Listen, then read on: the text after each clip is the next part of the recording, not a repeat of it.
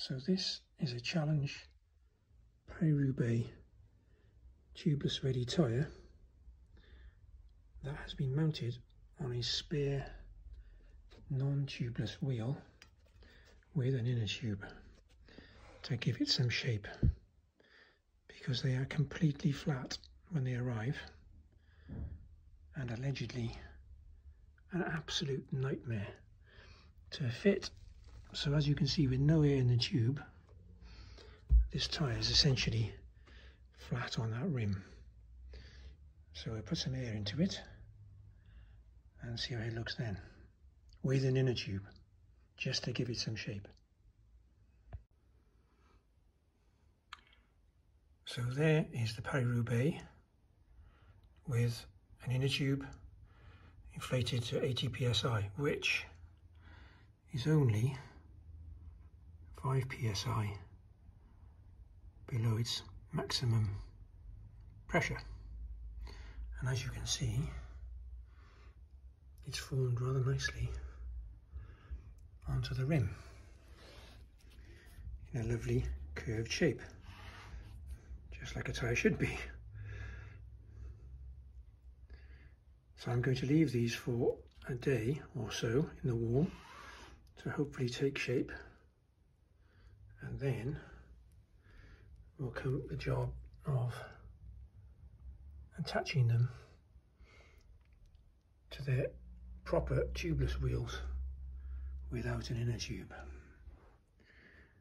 I should say I used this tool to help get that tyre on, which means you don't have to use tyre levers, and it just helps the fingers. So it's a kind of a lever nylon tool. Works very well. So that was used, and I may have to use it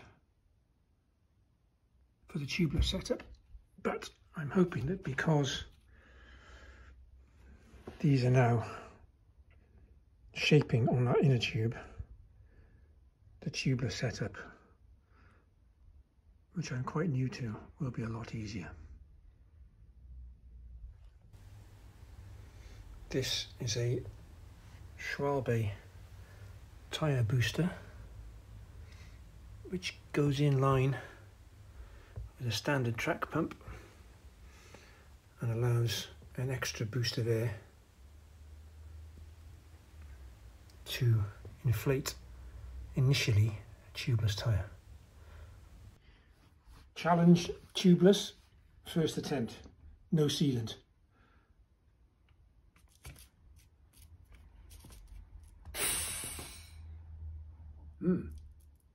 Looks plausible. First time.